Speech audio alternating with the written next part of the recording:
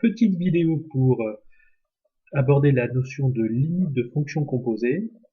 Et on va commencer par introduire cette nouvelle notion de composé de fonctions, de composition de fonctions, à travers un exemple, un premier exemple que je vous propose.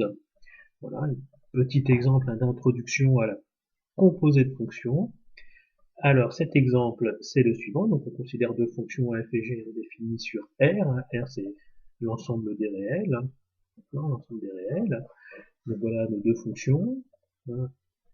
Alors j'ai dit f et g, non, alors c'était f et h. Alors, on va corriger tout de suite. F et h, voilà, pardon, excusez-moi. Voilà. Donc deux fonctions f et h, donc définies sur R. On observe, observer les expressions. On nous demande dans un premier temps de calculer f de 1 et ensuite d'en déduire h de 1. Pour calculer f de 1, donc ça va être simple, hein. F de 1, ça va faire 1 moins 0,5 fois 1, ça va faire 0,5. D'accord. Et on nous demande d'en déduire h de 1. D'accord. On nous demande d'en déduire h de 1.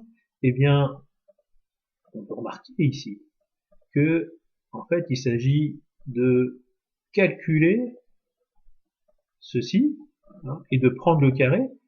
Et comme on a déjà calculé ceci, on a trouvé 0,5, et bien on va juste faire 0,5 au carré, 0,25. D'accord. On dit qu'on a composé la fonction f avec la fonction carré. On a d'abord pris l'image par f, et ensuite on a calculé le carré.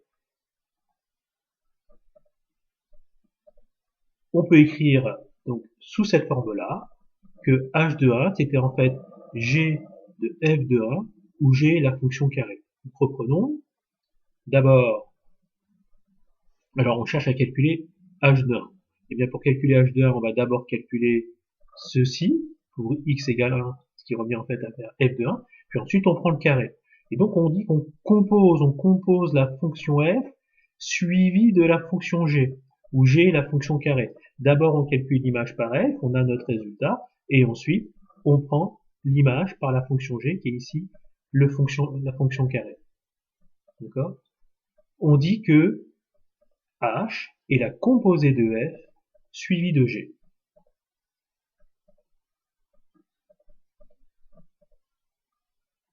Alors, on va peut-être éliminer ce qui n'est pas nécessaire ici.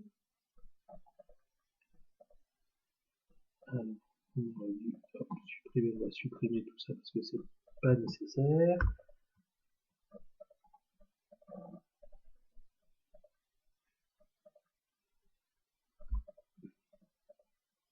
Voilà. Donc, on construit en fait un schéma qui va permettre un peu de résumer l'ensemble. On va remonter tout ça. Voilà. Et donc, on s'intéresse à l'image, hein, de x par la fonction h, et donc d'abord on calcule l'image par f, ça nous donne une première, une valeur, une image qu'on va ici appeler grand X, et ensuite on prend l'image par g, d'accord. On dit qu'on a composé la fonction f suivie de la fonction g, et on écrit comme ceci, d'accord. C'est la notation de la fonction composée, d'une composée de fonction, f suivi de g. Quand on écrit g rond f, ça se lit au rond, comme un rond, hein, g rond f, c'est la fonction f suivie de la fonction g. Autrement dit, c'est g de f de x. Définissons tout ça. Voilà, les fonctions composées, ici. Donc on a ici deux ensembles, hein, e et f. La fonction f est définie sur e à valeur dans f, grand f. Et g, lui, est défini sur f, hein, pour qu'on puisse prendre l'image par la fonction f obtenue. D'accord. Donc la fonction notée g rond f, la fonction notée g rond f, c'est la fonction, hein, que l'on définit par, et on va l'écrire, donc g rond f de x,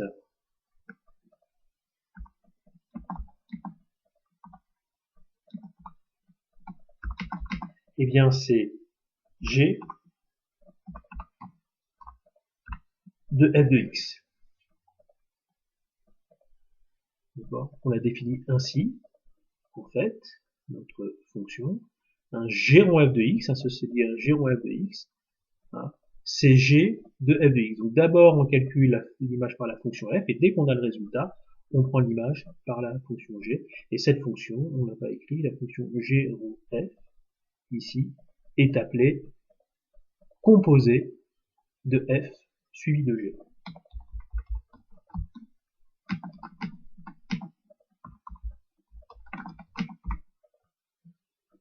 Vous allez pouvoir ainsi compléter sur le court papier.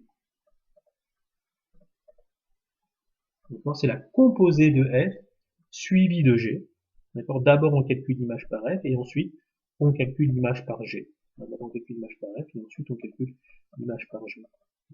Alors ici des exemples justement pour vous entraîner. Alors je vais vous laisser les faire et puis on donnera la correction un peu plus tard dans une autre vidéo ou sur un polycopier.